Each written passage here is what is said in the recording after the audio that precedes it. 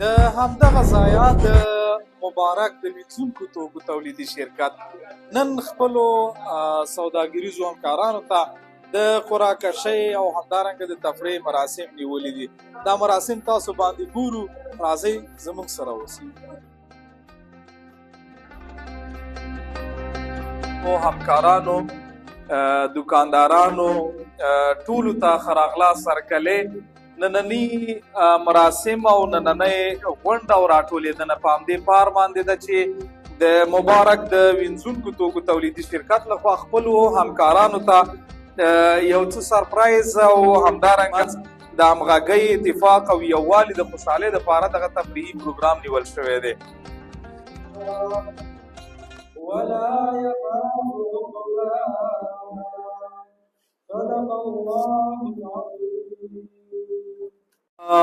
مونږ بهتره ګڼله چې محترم ګلزاده ورور راشي او په خپله خوله باندې مېلمنو ته ښه راغلاست ووایي. 154 دکانداران دي چې 9 ډک دي. که د هر چا نوم سره په دغو اجناسو امدګل ټیکټ راخلي او راسپړي. ارکو ګورو چې قسمت کې څه دي. قسمت کې د خوشبختانه هېڅ هم نشته. بخت لی ګورو، ماشاءالله مبارک دی تش هېڅ.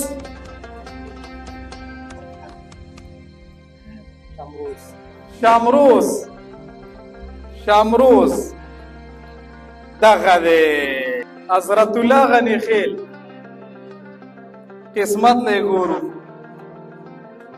هماغه خالی دی بې برېږه ځي.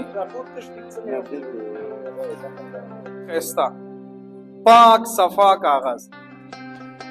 ارکو ګورو چې قسمت کې څه دي. قسمت کې د خوشبختانه هېڅ هم نشته. ښایسته پاک صفا کاغذ. د مبارک وینځونکو توکو تولیدي شرکت له لوري خپلو همکارانو ته نن اتفاقي غونډه جوړه شوې وه. د مسؤل سره یې غږېږو چې دغه غونډه یې څنګه ترتیب کړې وه او څه داسې و چې د نورو نمایندګۍ او شرکتونو سره په توپیر کې و. اول خو د خپل نوم واخله او دغه غونډه نن ترسره کړې وه. څه شی مو پکې وکړ؟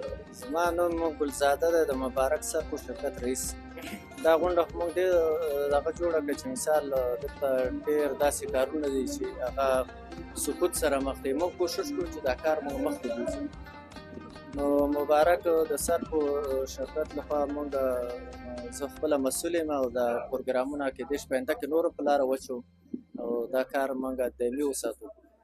دلته همکاران څومره مطلب تاسو سره همکار دي، څومره دلچسپي لري دا چې د افغانستان تولید دی، دا خو خپله هم دلته مواد تیاروئ، کوم ځای کې تیاروئ، کوم ځای کې پیک کوئ؟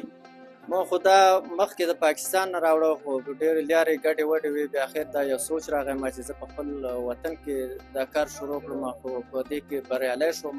نو اوس وخت کې ما سره ډېر کارګر هم را سره کار کوي. 15-20 کسو پورې زه خپل کارګر لرم چې هغه ټول موږ سره مصروفه دي. نورو هیوادوالو ته پیغام څه؟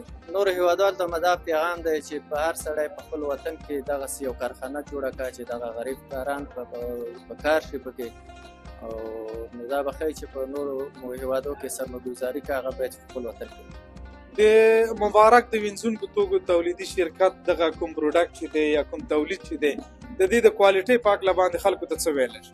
په دې په کوالټۍ په هکله باندې زه خلکو ته دا دغه کړم چې مثال زموږ کوم سرټ چې دی د مبارک په نامه دې هېڅ ټینشن تاسو مه اخلئ. دا په ګارنټۍ سره دی، دې کې کوم نواقص موږ نه یو. نو موږ په وخت سره دې کې نور کوشش هم کړو چې دا کار موږ مخکې بوځو او کوشش وکړو چې نور هم وکړو.